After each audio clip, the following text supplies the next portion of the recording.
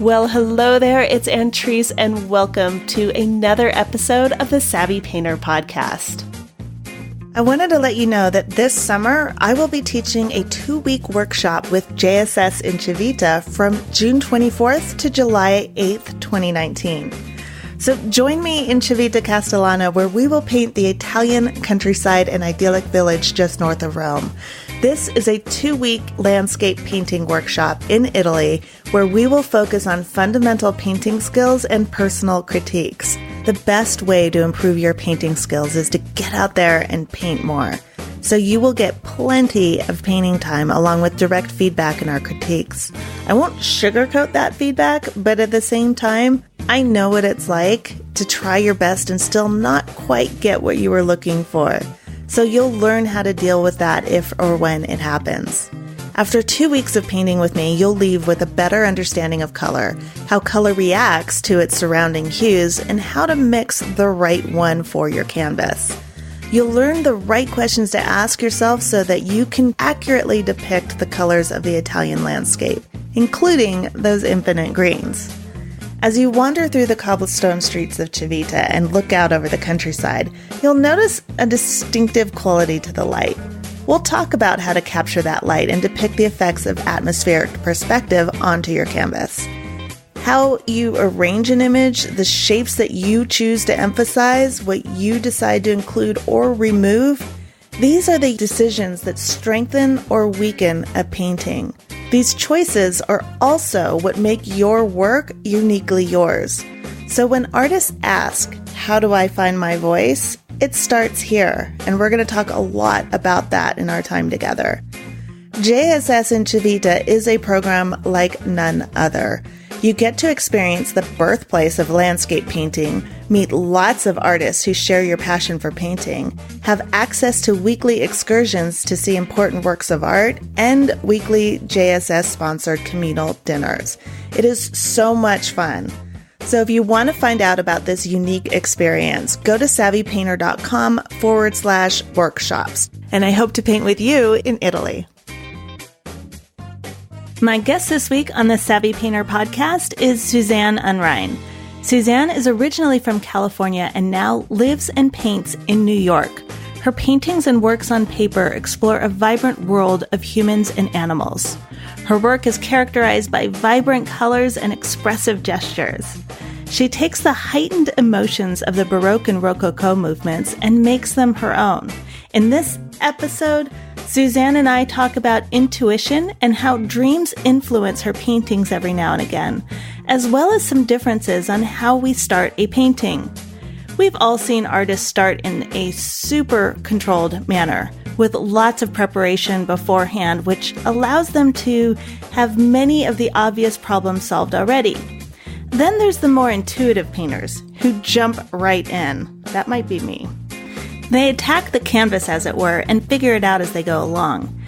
There's pros and cons to both methods, and probably 1,000 variations of ways to start a painting in between.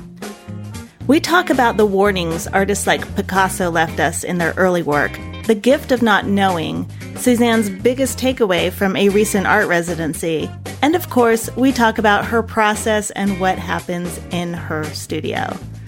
So without further ado, here is Suzanne Unrein. Suzanne, thank you so much for being on the Savvy Painter podcast. I'm excited to talk with you. Well, thank you for having me. I'm excited to be here. Tell us a little bit about when you started out as an artist. Do you remember making a decision to dedicate yourself to art?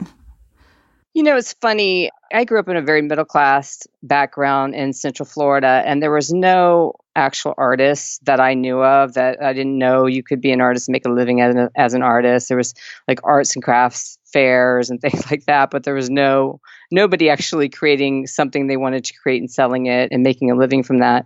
So when I went to college, I wanted to study commercial art because I figured I could do drawing, and which I love to do and had always done. But I didn't really know anything about being an actual artist, until I started taking art history classes from studying commercial art. There was a lot of art history that you had to take and a lot of drawing classes and painting classes, which I loved. But within those art history classes were when I really started seeing the first real art I had ever seen in my life, other than when I played Masterpiece as a kid. I don't know if you remember that board game, Masterpiece. Do you remember Yes. Wow. I forgot all about that. My mom had that Masterpiece game, and that was the first time I actually saw paintings like Hopper and abstract paintings like Franz Klein, I think, was in there, and Pollock. And so I was super excited about art from seeing Masterpiece, and then again from my art history classes. And then after I got out of school and realized I had no desire to do commercial art, I had read this article in a magazine, and it was on artists that were living in Los Angeles. And I was living in Florida at the time. And it was the whole article, and I can't remember who was on, but I think it was probably like Ed Ruscha, John Baldessari. I think those were the people who were sort of doing art back then. And the whole thing was on how LA artists were doing things that were very unique and sort of outside the art world a bit from New York. And I think I just love that idea of they're doing things that are really unique and outside the art world. And I felt comfortable with that idea. And so I thought, you know what, I'm going to move to LA and see what that's all about. So it was really in moving to Los Angeles and making that conscious decision then to become an artist from reading that article and wanting to move somewhere where people were creating art. And I wanted to see what that was all about. That was really, I think, the deciding factor. And then when I moved to Los Angeles, I got a job. And then when I wasn't working, I was trying to learn how to paint. Did you know anybody in LA, or you just picked up and moved out? I knew one guy who was the brother of a girl I knew from college, and he lived out there. And I had met him at her wedding, actually, the summer before. And he said, oh, if you ever want to move to LA, you got a place to stay. So, be careful what you offer. Exactly. Poor guy. So another friend of mine, this was the summer after we graduated, and I wanted to move somewhere. And I had read that article. I thought, what about LA? And I was talking to her, and she said, oh, I just was in LA. I'd love to move to LA. So we just packed our bags and packed our cars, and we moved. I love it. That is funny. That's something I would do. It was just random. It's so not thought out, So what happened when you got there? Well, it took me a while. I mean, I was painting in our living room, and I was waitressing. I went to museums. I had never lived anywhere where there were these great museums with amazing art. And I was looking at what was showing there. I was really excited about any of the old masters. I love the Baroque and the Rococo and the abstract expressionists. And I think one of the first shows that was there when I moved was a German expressionist show that was at LACMA, which was Los Angeles County Museum of Art there. And I fell in love with George Gross and Otto Dix and Oskar Kokoschka and all those German expressionist painters. And so those were the ones that inspired me for those first terrible paintings I was doing in Los Angeles. Do you remember the name of that exhibition? I have a book on German expressionism, and I can't, for right now as you're talking, I'm thinking, what is the title of that book? I think it might have been the Degenerate Art Show. That's it. Yeah. That was the show. And it was amazing. I mean, to have gone from not seeing anything, actually one spring break when I was in college, my parents had moved for a year to DC or outside of DC. And my mom said, hey, if you come up here for spring break, I'll take you to New York so you can see paintings. Because she knew I really wanted to see some real paintings and not just in my art history class with slides, And so that was my first time. And then my second time was moving to LA and going to these museums. So for that Degenerate Art Show to be one of the first shows, and it was one of my favorite sort of movements, it was phenomenal. That seems like a sign from the universe or something. Yeah, right? Yeah. That's amazing. Because that was an amazing show. I mean, intense. Yeah, amazing show. And then also they had the Contemporary Temporary back then, which I don't know if that even exists anymore. I think it's the Geffen Contemporary now. They had great, big, huge shows of contemporary art there too, which I was fascinated by. Wow. I've seen your work described as Baroque or Rococo. How do you feel like that's an accurate description of your work? I think my work is inspired by that time period for sure, but I wouldn't describe it probably as that. I could describe it sort of as gestural expressionism or something. I think what I take from the Rococo and Baroque that I love is their heightened emotions. And there's a lot of amazing movement in their paintings. And that's what excites me that I take from that I like to hopefully have in my own painting. Yeah, it definitely comes across that gestural movement in the painting/drawings. Like your paintings are almost drawings with a paintbrush. And that's what I love, is being able to see the line in there. It's just so juicy. So for somebody who hasn't seen your work, I'm trying to think of how I would describe it in an audio podcast. And it is very gestural. I'm going to be quiet right now and let you describe it. I was about to go into this description of your work, but I feel like you should do that. Can I torture you with that? That is such torture. Can I read from my artist statement? Actually, I'm going to read it from my artist statement and see if it sounds terrible. Let's hear it. My work is constantly evolving. However, what I'm doing now, I think, is I'm creating work that has as much to do with the act of painting as it does about our relationship to nature and our relationship to our animal selves. I think that we take ourselves out of the animal kingdom so often and think we're sort of above it or not even animals anymore. And so for me, I think it's about thinking about us as animals and putting it into perspective with the rest of the animals and depicting sort of what that means in terms of being present and having a connection or not having a connection. So I think the worlds that I create are ones that involve that, whether it's about us with our own animal selves or it's about us with the rest of the natural world. Mm-hmm. Can you talk about that a little bit more, about what that feeling of how you're playing with that in your work, like the separation between the human and the animal? Because it's such an interesting topic that I feel like we're so far removed, and maybe because I'm also living in New York City, where there's, aside from some pigeons and some, seagulls, and actually I'm a runner and I like to run by the river. So I see a lot of birds, and actually it's just a great way for me to get into nature when I'm mostly in a concrete jungle. But I think not only that, but just we're becoming more of a technological society. And I just feel like it's like we're further and further removing ourselves from nature. So for me, I want to have these paintings that sort of live within nature. And often I think because we don't, I think a lot of my colors become more heightened and more heightened, which I think is not only about what's happening within the scene, but also is probably like there's an artifice to it that has to do with the fact that we're not really living within the worlds that I'm creating. Interesting. Yeah, because your colors are they're vibrant, but they're not really natural, No, they're not natural, but they completely work. Like they're so intriguing. And even I'm just curious is this too weird of a question if I just ask you, what are you thinking when you're planning out this composition, or is it completely instinctual? It's pretty instinctual. I think I usually see part of it, envision part of it, and then the rest of it sort of comes together. For instance, I recently did a painting that it actually had to do with something that had happened to me 10 years earlier, which was I had gone through a breakup with somebody and I had gone back to stay with my parents for a bit. It was my ex-husband. And I would be talking on the phone to this one friend of mine. And every time I talked to him, it seemed there was this alligator that would come pacing back and forth, Being from Los Angeles and yes. from California, for some reason, a bear walking, because I've lived in the mountains, a bear walking outside doesn't faze me, but an alligator. Yeah. So this alligator would just be, swimming around.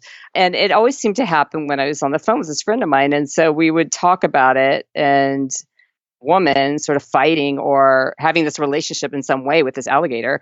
And that became the basis of the painting, which was started out as a drawing. So I usually do start out as drawing. So I sort of drew that image. And then I just sort of saw, there's an owl, and then there's this sort of lush Florida terrain, and there's a river, and so then I start seeing these other images, and then oh, there's a blue here. Oh, I see this color. So in that way, it's intuitive. But the first part tends to be like a little part of the painting that I see, and then it builds upon itself. If I listen to the painting, if I'm good at listening to the painting, it will. Yeah, which is very difficult. I know we want to control everything, don't we? We do.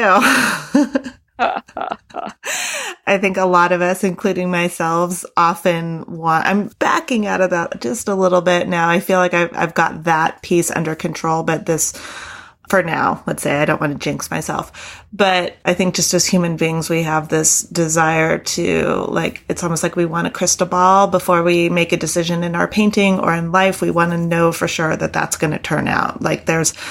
We have this idea somehow that there's a way to, quote unquote, do it right, or know that this will all be okay.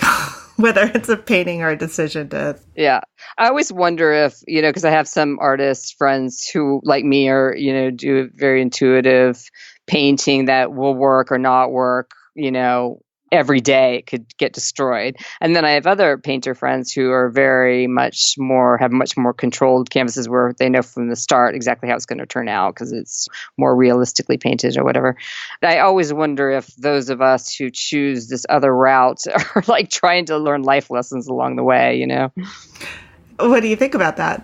I think probably, or at least I hope that we're learning something by struggling with this day in and day out and sort of surrender to, a lot of what is out there just to be gleaned from, as opposed to trying.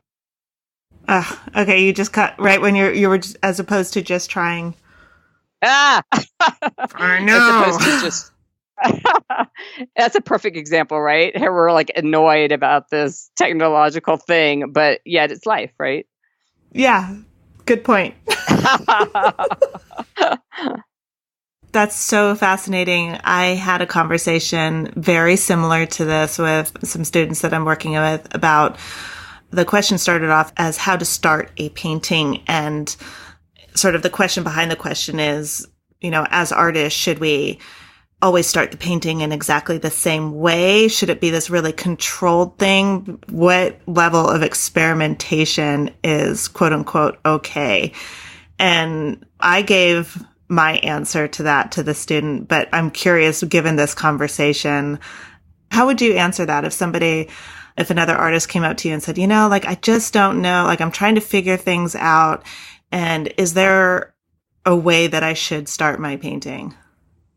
I would say no. I mean, in terms of starting it the same way over and over again, I don't have a very good formula as to how to do anything. I feel like I don't know if it's amnesia or something, but I can never actually remember a set way I do things.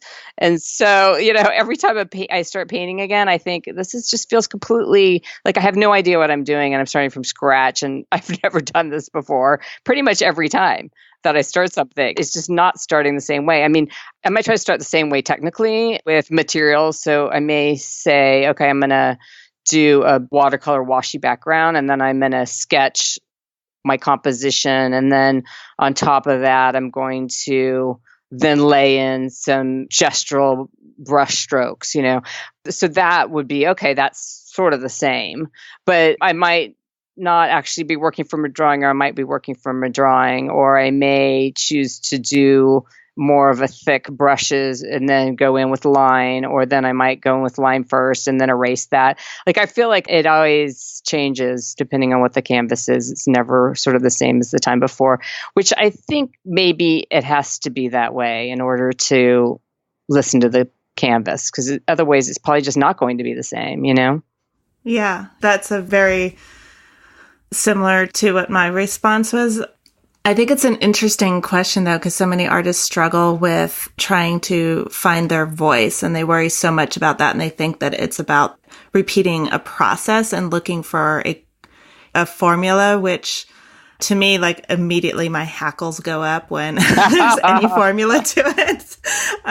So I think I would say that I'm much more of an intuitive painter. I have almost no plan other than I know the subject matter that I want to paint. And beyond that, there is nothing mapped out and there's nothing repeatable about it. It feels like maybe a similar thing to a cook who needs to follow a precise recipe and measure things out, as opposed to somebody who cooks like I do, which is open the refrigerator, see what's in there, and start throwing things into the pan. Yeah, I agree. I mean, for me, it works that way for sure.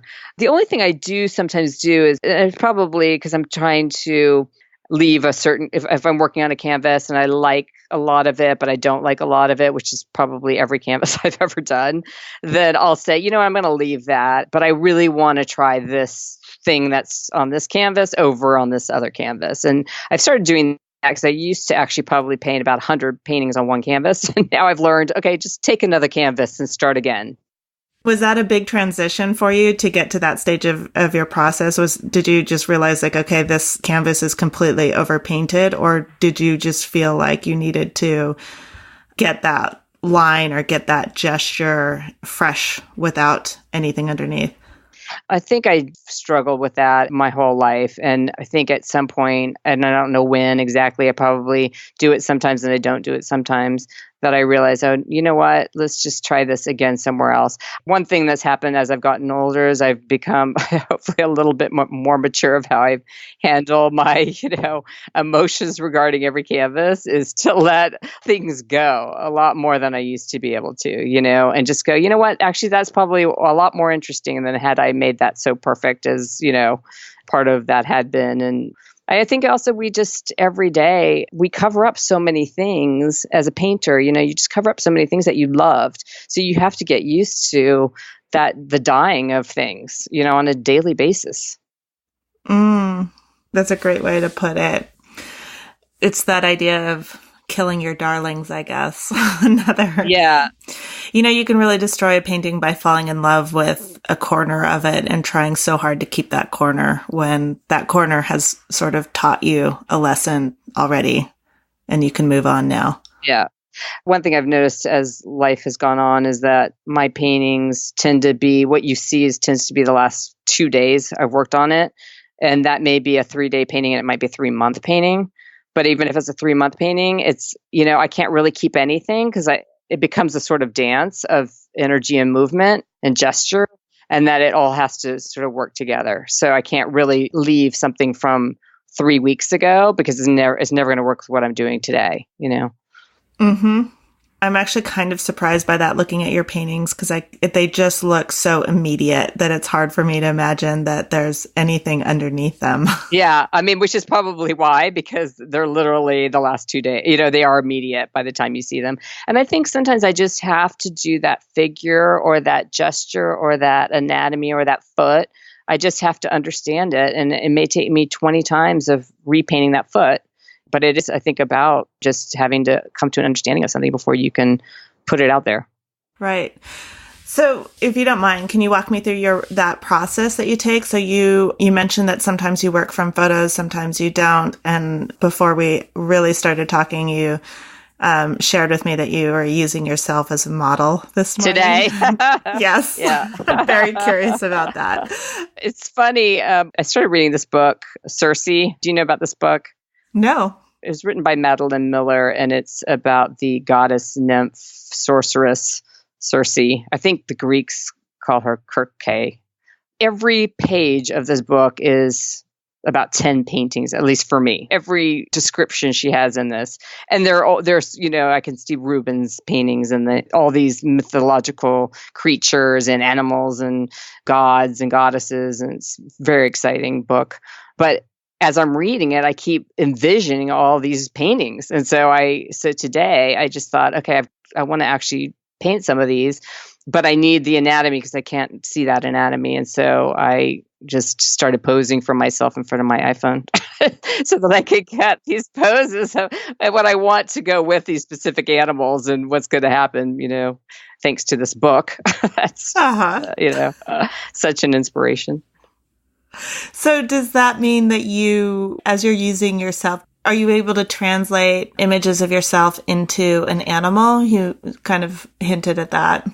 No, these will be people with animals, although they might be transforming into an animal. I mean, one of the lines from this book was something about this woman being turned into a bird, and I love that. So I don't know if I'm going to be turning into a bird or if I'm going to have me and this bird actually doing similar positioning. I haven't decided. I don't really know what it's going to look like yet, but uh-huh. And is I'll that keep is you that posted. Yes, please. I'm learning to be less shy about things like that. I'm like, okay, I'll take you up. It's kind of like you. Oh, really? I can come stay at your house? Yeah, Sure. exactly. I would love that.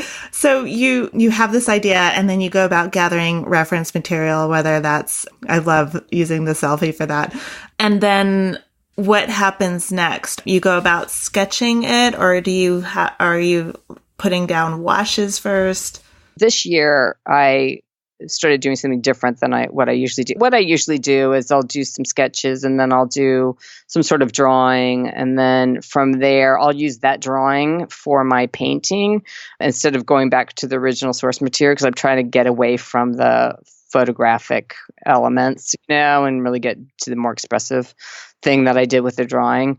But this year, I did an art residency in Spain in August at Can Serrat, which was out in El Bruc, which is Barcelona, Spain. It was amazing. It was such a beautiful residency. But there's not a lot of space. And I thought, this is going to be my perfect time to force myself to work small, because I do really large paintings and even my sketches are large. And I thought, I just want to try to work smaller and just have this be an experiment where can I make this gesture and this movement happen on a much smaller scale. And I also wanted to minimize it to black and white. So I was working with ink and I had a little pastel in there, so a little bit of color. That's an ambitious project, though, compared to how you've pretty much changed almost everything. Yeah, I did. Well, I wanted to see, what do I do? What does my process really look like? Because when you're in it, you're not really paying attention, but there are things that really work for me and things that don't. And I just wanted to see what that looked like if I just minimized everything. And so it's like, okay, what could work better here? If I don't rely on color at all.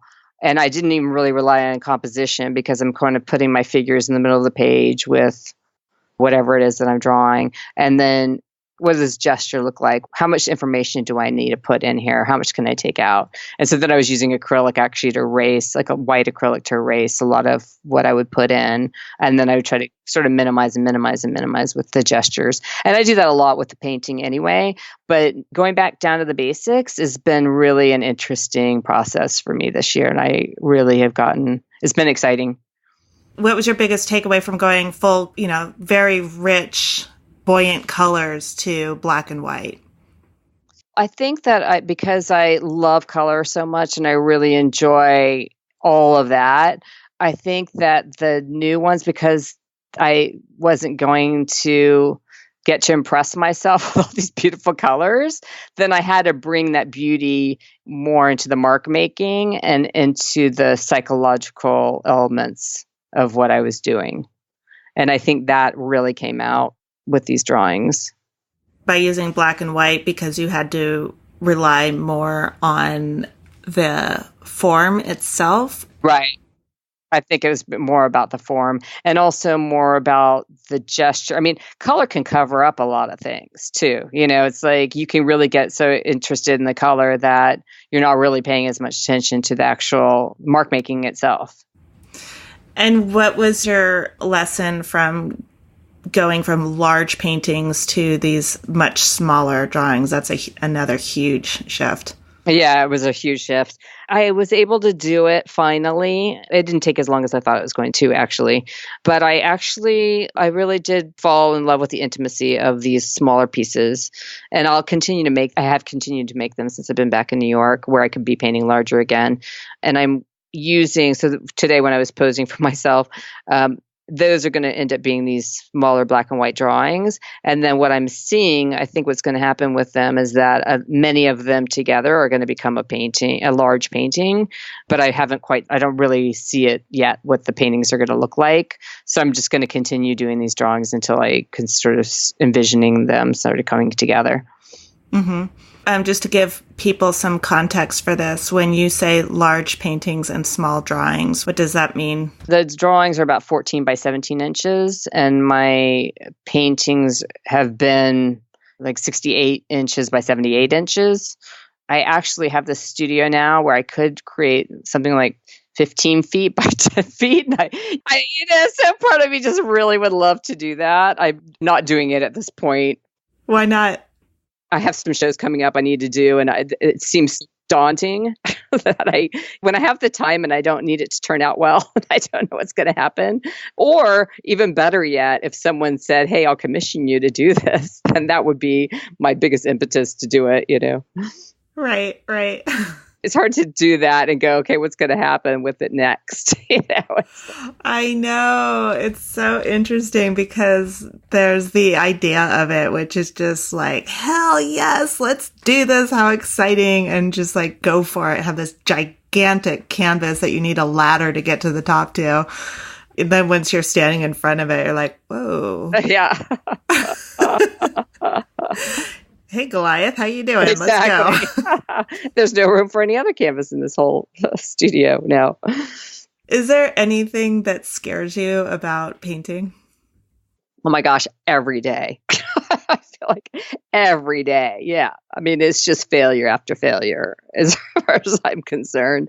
And it's just trying to have the confidence to keep going and knowing that it's going to turn out, at some point, something will turn out, I do feel every day that I go into it that who knows what's going to happen here, Right.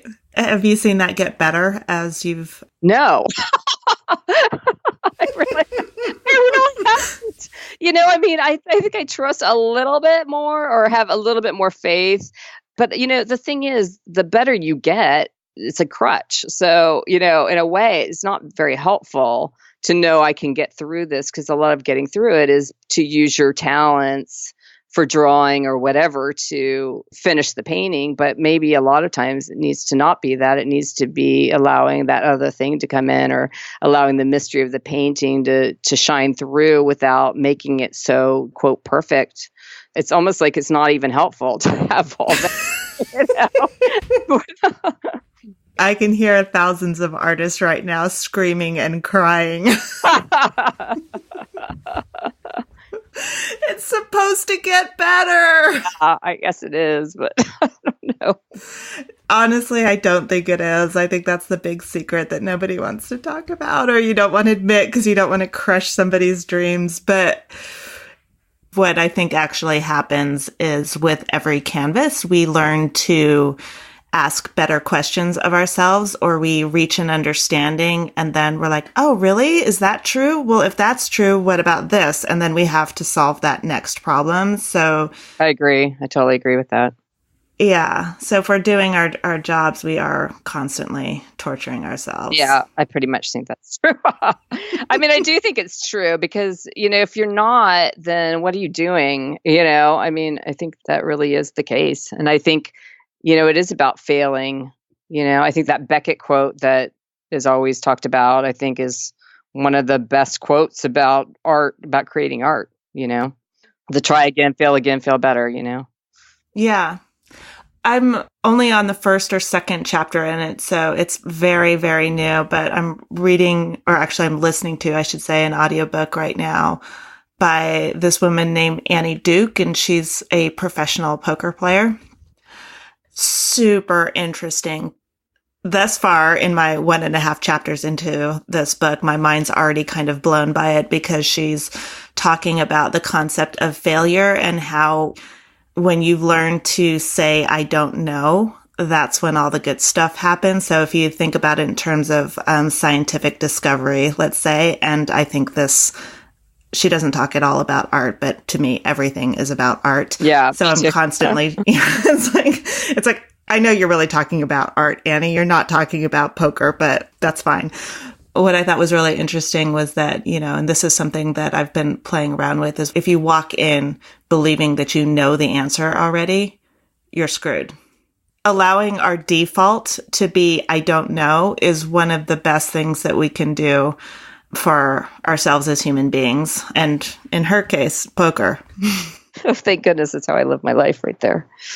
Yeah. Yeah. It was really interesting because the way that she explained it was just, when you walk in assuming that you already know the answer, you stop asking questions. Yeah, I think that's true. You miss all of the subtle cues and all of the unknowns. Like there's, these false positives, for example. So that whole concept of redefining the meaning of I don't know from you are wrong, you're a failure, like there's something wrong with you if you don't know the answer, to I don't know being the beginning of an incredible exploration. Yeah, and I think, at least for me, and paintings I see and paintings I make, when the painting has all the answers, it's not a very interesting painting. Mm-hmm. It's definitely the better paintings in my mind are ones that they're leaving a lot of questions out there. What are some of the questions that you're playing with right now? I don't know if I can come up with them in terms of words, but I would say one of the ones with these drawings is how much can I show with as little amount of lines as I can? How can I show the psychology of the thing without illustrating it? In reading this book, about this nymph, whenever I read about mythology or look at these paintings that have mythology in them, there's so many of these images they harken back to, you feel them and you're like, oh yeah, this is us. This is us. I don't know if it's as a culture, this is us as human beings, this is us as animals, but there's stories there, but we don't even know the stories. I mean, I don't remember a lot of these stories. I'm sure I've read about them in history and all that, but there's something to them that's so universal and our subconscious, and being able to paint that, I feel like is painting something about our history, like in our DNA, but I don't know what it is that is that. But whenever I see anything like it or hear anything like it, there's an aha to it of, oh yeah, this is us. This is, either in our DNA or this is our history, or, it's like cave art or something where you don't understand what it is, but it to be true, and it's like the mythology. It's mythology. It's not, I don't know that those things actually happened, but there's a truth in them and a magic to that. And that is what I would like to do. That's what I set out to do when I paint something, is I would like to paint that sort of gray area of not a story. I don't want to do a narrative painting, but I want it to have a truth in it. And a lot of those mythological stories, people do turn into animals, or animals have a huge part in who we are. I think it was Nietzsche, said something about, I should look this up again, but he talked something about our animal selves and the dream life of animals and the truth of the dream life of animals. And I think that's what I think about as well when I see those images or I read about those stories.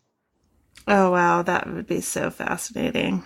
Right? Yeah. I mean, just watching a dog sleep and start to, I'm like, what are you thinking? What is going on in that head of yours?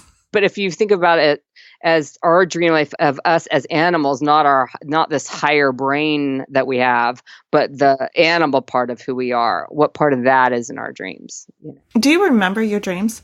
I remember a lot of my dreams, and I've had a lot of dreams involving animals, which is interesting. I once dreamt that I was getting eaten by a lion, and it was amazing because in the dream I wasn't afraid, but I could feel the heat and the strength of his jaw.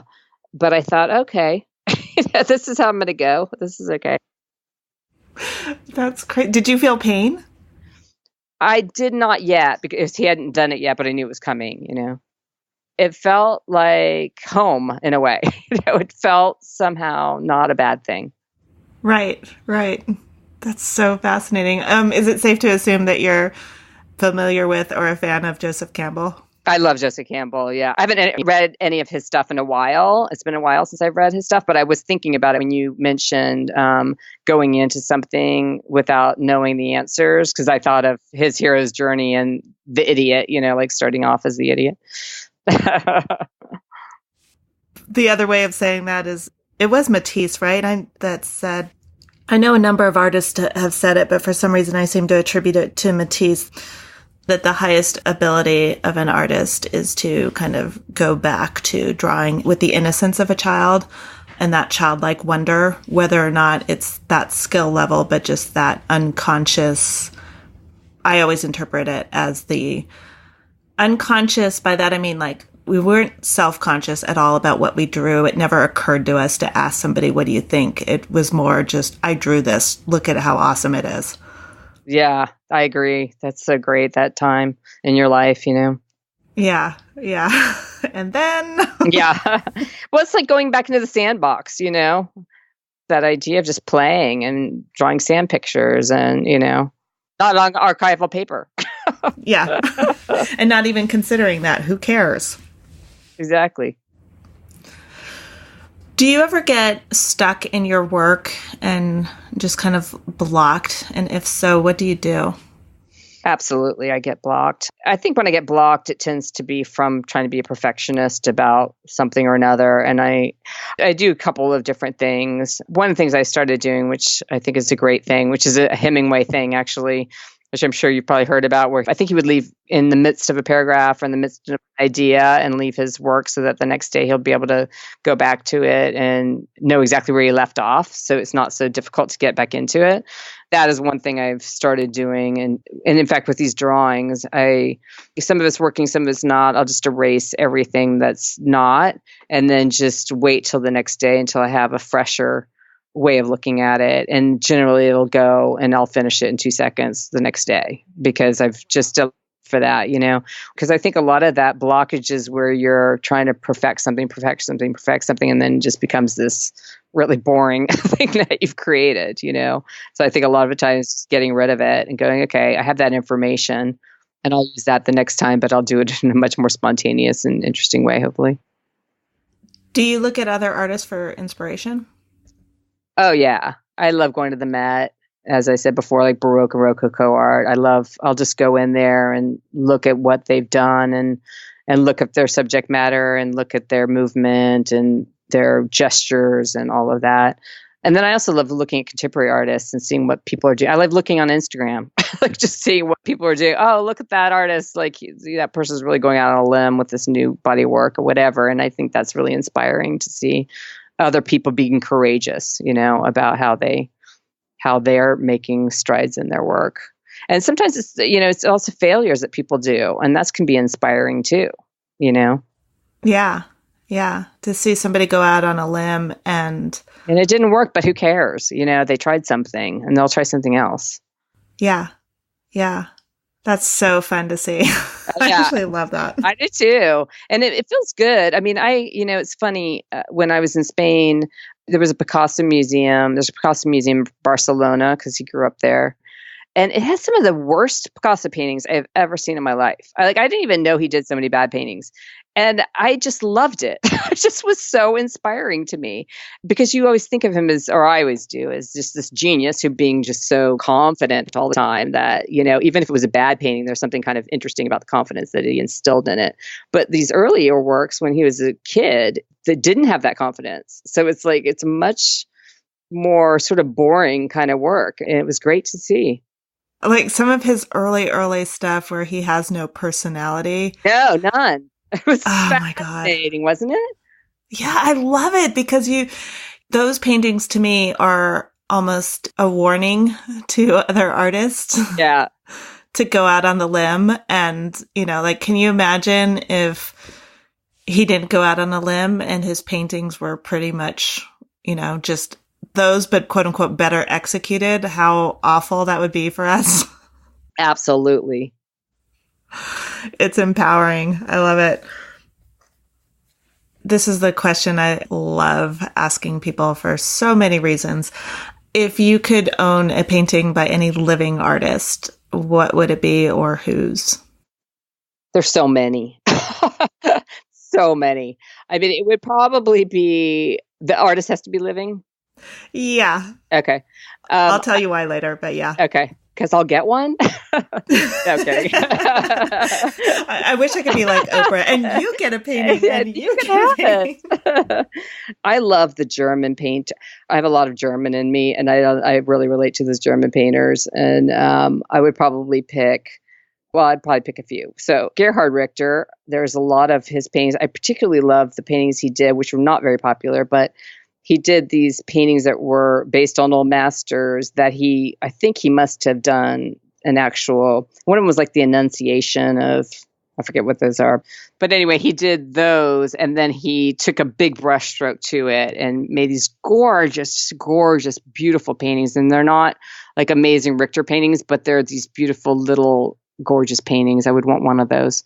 And Marlene Dumas is one of my favorites because I think there's so much magic and strength in her paintings, and boy, she doesn't overwork them. It doesn't look like ever. And Julie Mayroot too. I love her, particularly her newer huge paintings, but they have great movement to them, and they're really loose compared to her older work. The reason that I asked that question is because if I say any artist, it typically elicits very similar responses from people. But if it's living, then we get to both promote and learn about living artists. So that's kind of why I constrain it like that. And then secretly, sometimes I pull guests from that. I'm like, oh, I don't know that person. I'd like to meet them. Right. So that's why I asked that evil question. Yeah. I could name probably 20 others, but those come to mind as I see there's some of those paintings and I think, oh, God, I'd love to have that. One of my students actually did that to me. I was like, okay, you guys, if you have any questions, you can ask me. And she turned the tables on me and asked my own evil question. I was like, that's not fair. Who did you pick? Well, Anne Gale for sure is somebody that I can't get enough of her work. Like I'll just stick my nose to it and stare at it every chance I get. I just really, really love her work. And it's such a difficult question because it's like, it really kind of forces you to kind of go back through your head and like really think about like, okay, that piece and that piece. Yeah. Yeah. There's not enough wall space in the world for all of the paintings I want, I think. Like, I really love the work that's not finished, that guttural, instinctive work I really respond to. I appreciate the, people who like the really finished work, but I'm usually way more fascinated by seeing their sketchbooks or... Oh, me too.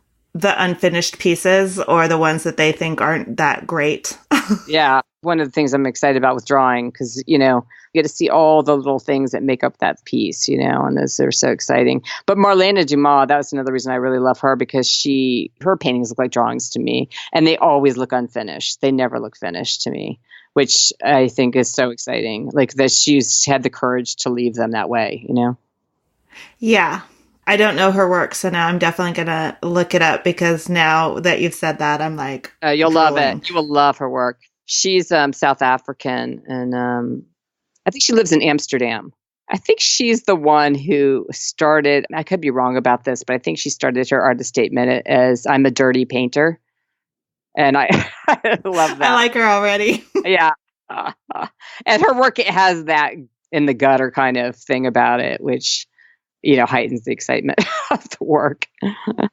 I am definitely looking her up now. I think I read that she's also one of the highest paid female living artists. And so I love that about her too. I love that she somehow got herself in there with paintings that you wouldn't necessarily think that would be the case. So that's so empowering. I love it when, somebody... of course, especially women, because women tend to be so underrepresented in the art world. So I am biased in that sense that I will get more excited about that. But I will freely admit that. This is my podcast. I can say it. I'll admit my bias. Well, I just thought I'd add that in there. I mean, I love her work regardless if she made no money at it, but it makes me very happy that she does make money at it. Yeah, I mean, I applaud anyone who does it and who can...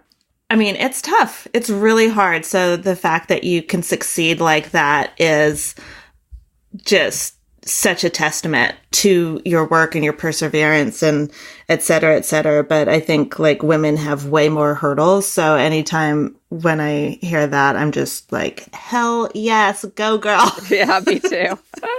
I get overly excited by it. Me too. Awesome. Well, Suzanne, where can people see your work? Well, right now, right now I'm on a show that's up in Tribeca at a gallery called One Art Space.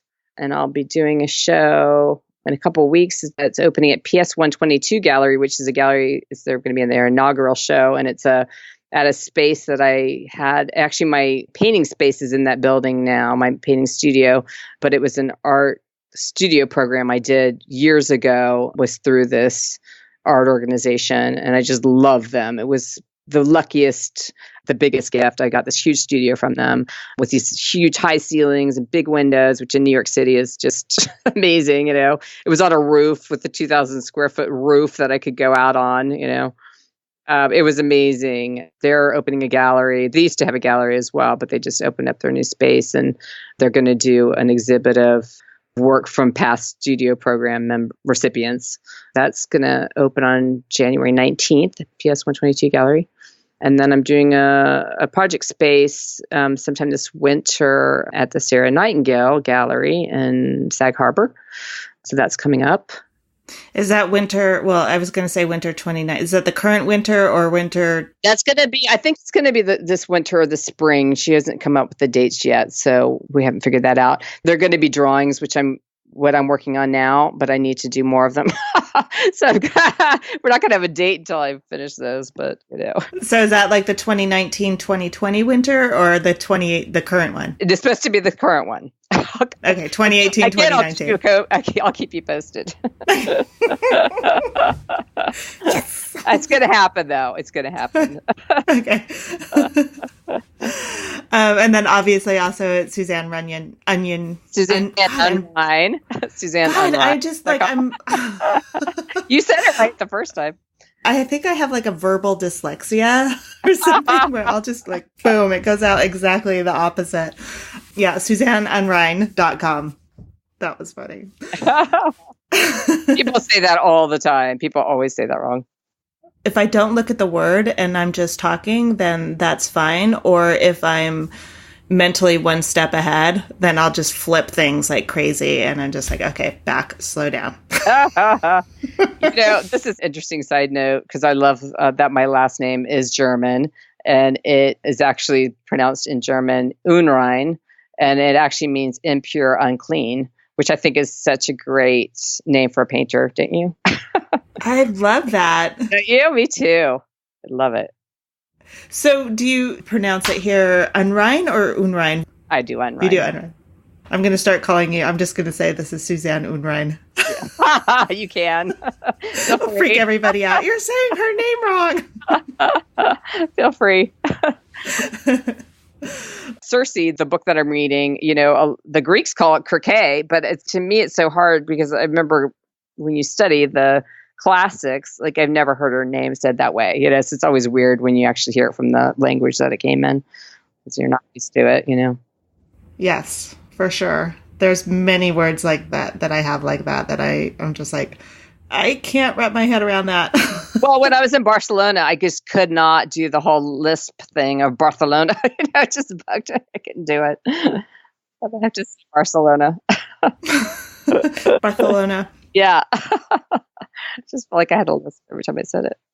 Do you speak Spanish? I don't, but I did pretty well while I was there. I mean, they could actually understand me, very little. I was doing very little of it, but just the basics getting around, I got better and better at it. I lived in Mexico here and there for a few years. And so my Spanish got pretty good while I was there, but I pretty much forget everything if I don't need it. Yeah, I do too. My husband always gives me a very hard time about that. I'm like, look, you know what? I'm really good at some things and there's only so much room in my brain because there's so much information in there. Yeah, I know. It's so true. We're supposed to be able to remember a lot more things, but I don't know. It doesn't work for me too much. No, and I see no reason to remember actors' names. I'm not an actor. I don't care. Yeah, any of that. I'm with you. Yeah, sorry. And I read all the time, but I often don't remember the authors' names, which I feel really bad about actually, because I do feel like I should remember their names. But I do remember the book name and I remember the plot usually. Yeah, well, that was what I was experiencing with the degenerate art. I was like, I have that book. I have gone through it a million times. I can tell you exactly what the cover looks like, but I cannot tell you the name of the book. Yeah. Well, I remember it because that was so fascinating to me that all these artists were considered degenerate artists. I mean, just love that because, of course, now, it's just a whole different ballgame for them, And of course, the artists that were so popular back then are just, we don't even remember them, nor were they particularly interesting.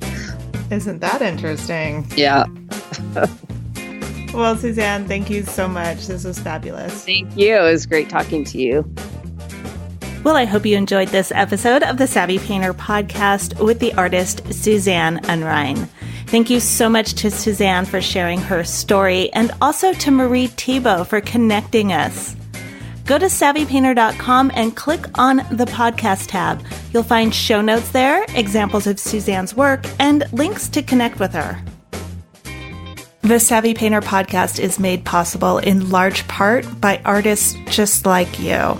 If you would like to help out, it's quick, it's easy, and I cannot tell you how much I appreciate it. Just go to savvypainter.com/support. If this podcast has made a difference in your studio, if it gives you a little bit of company while you are painting, please consider making a donation. Any amount helps. And with that, I would like to give a shout out and a big, big thank you to Rinat Gorin, Psychodynamic Yoga, Lois McCarthy, Robert Doucette, Denise Presnell, Cherie Seinkowitz. Cherie, I really hope I said your last name right. Vivian Larkins, Diane Foster, Julie Riley, Leanne Harrison, Nicola Pixworth, Diane McGee, Robert Talbert, Judith Chapman, Susan Rose, Helen O'Connor, Julie Marr, J.A. Moore, Marilyn Creary, Teresa Hill, Vincent Keeling, Brian Buckroll, Alchemy Works, Denise Klitzy, Deb Cook-Shapiro, Gleary Fine Art, Lucinda Kasser, Pat Oxley, Jill Opelka, Susan Zefting-Kuhn, Kathleen Speranza, ZB Gallery, and David Gorski. Thank you so, so much for your support of The Savvy Painter. So until the next time, this is Antrese Wood with the Savvy Painter podcast. Thank you so much for listening.